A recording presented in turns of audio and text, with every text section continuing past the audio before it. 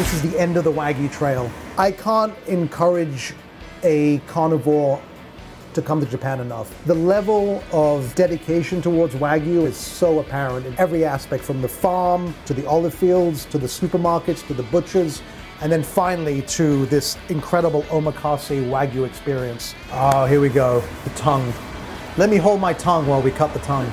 If you took a piece of American tongue and did this to it, it would probably be basically a rubber ball. It's really hard to find this quality tongue for him too. When he doesn't have it, he doesn't serve it. And if he can't find it, he won't compromise. Yeah, I understand why. I mean, tongue, what you see in the US, you can't just eat this way. What he's really going for is not only the even bronzing of the outside, but he also wants it to be texturally the same in every point. That's dedication. That does not look like tongue. That looks like a piece of steak. It tastes like a piece of steak. In Japan, the tongue is as good as a T-bone. He's cooking that a lot slower, it looks like. It's off to the edge. Yeah, it's just rendering the fat. Exactly. That's sensational. It's almost the texture of liver in the US. I can't believe how tender it is. He's managed to sort of render it slightly, just enough to like soften it up. It's the bottom of the ear. I don't think I've ever had bottom of ear before. The way we butcher things in the States, the head, it doesn't see past the slaughterhouse floor. You see the cheek is really the only, and the tongue are the only things you see. Right. That is beef. With that salty punch. Well, that is like American dry-aged ribeye flavor, right? It's not dry-aged, but it has that like strong, meaty. Beefy.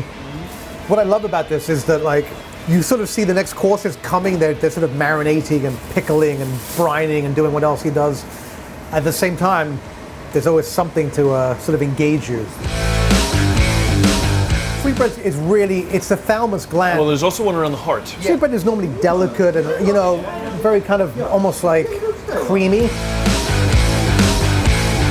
This was a slow, full cook, which is different than the way it's usually treated in the US. So good. When you roast a whole prime rib, and when you cook it correctly, you get that really nice crusty outside brown, right? Yeah. That's what that tastes like. That may have been the best bite we've had so far. Look at the marbling on that. That is insanity. So you're supposed to eat like this so that the low part, like low side, really touches your mouth. The inside is the grill part.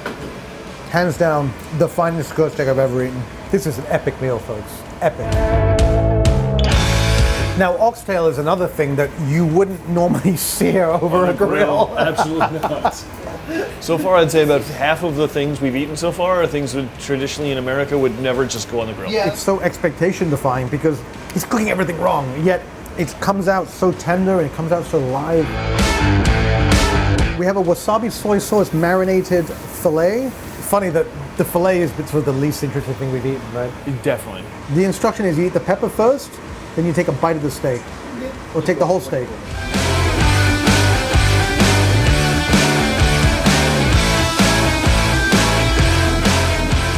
It's so interesting how the pepper hits you at first, then you put the meat in, then you get that profoundly beefy flavor, the rush of fat, the rush of salt, but then the heat of the pepper comes on at the end. It comes back. It comes really back interesting. Again.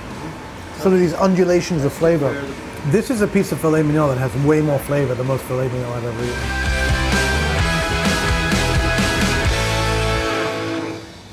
eaten. There's nothing in my experience as a carnivore that even touches this in terms of skill and technique and like just using unorthodox technique and using things that you don't think would work, like searing oxtail, right? And serving like huge chunks of like rare liver, and it's just, everything just worked. It was so sensational. Chef, thank you. I'm sure I speak for all of us. This was a seminal meal. It was absolutely wonderful. Gato. Can't wait to come back. Thank you very much. Thank you. That is incredibly flavorful. It's definitely, you can tell that there's chicken in there, but the finish is definitely beef. I mean, it's like, it's meaty.